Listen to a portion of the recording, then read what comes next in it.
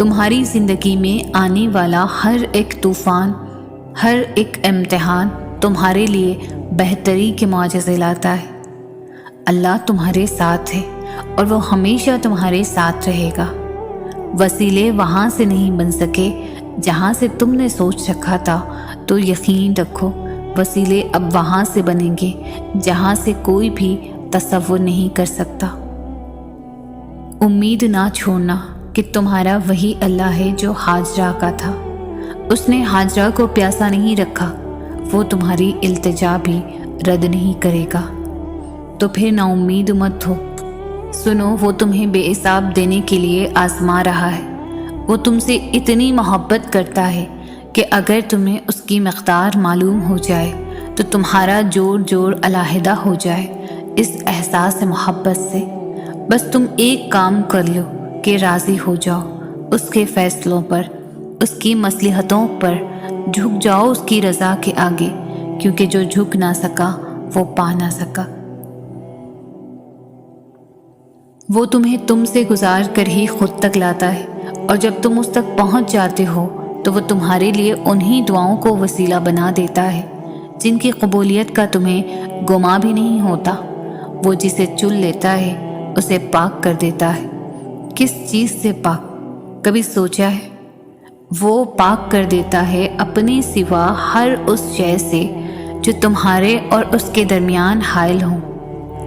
وہ یوں تمہاری دعاؤں کو ہر اس رکاوٹ سے پاک کر دیتا ہے جو کن کا راستہ روکے کھڑی ہوتی ہے، اور پھر وہ ہوتا ہے جو نہ کسی نے سنا ہوگا اور نہ دیکھا ہوگا۔ وہ خود تم سے فرماتا ہے کہ تمہارے رب نے نہ تمہیں تنہا چھوڑا ہے اور نہ وہ تم سے بیزار ہوا ہے، اور تمہارا رب بھولنے والا نہیں، اور اس کے لفظوں سے سچا اور کوئی نہیں۔ وہ اپنے وعدوں کا پابند ہے۔ وہ جو فرما دیتا ہے اسے کوئی بھی نہ موڑ سکتا نہ روک سکتا ہے۔ اللہ کی طاقتوں کو کبھی کم مت سمجھو۔ وہ اگر مہینوں کو سالوں میں بدل سکتا ہے تو وہ قبولیت کی لمبی مسافتوں کو لمحوں میں بھی بدل سکتا ہے۔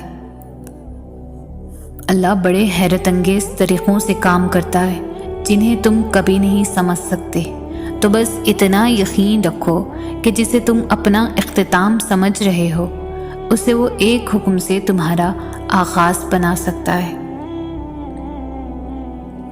تم ان چیزوں کی فکر کیوں کرتے ہو جو تم نہیں کر سکتے؟ تم ان پر غور کیوں نہیں کرتے جو اللہ کر سکتا ہے؟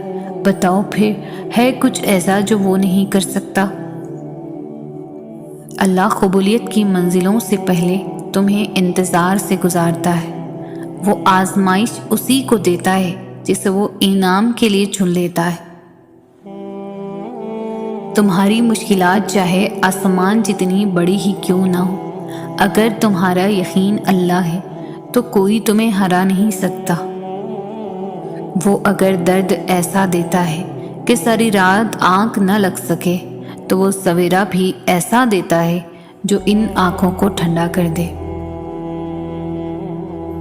اللہ تعالیٰ صرف تمہارے راستوں کو موڑتا ہے، تمہاری دعاؤں کو نہیں۔ وہ تمہیں اپنے طریقے سے تمہاری من پسند منزل تک لاتا ہے۔ بے بس تم ہو، تمہارا رب نہیں۔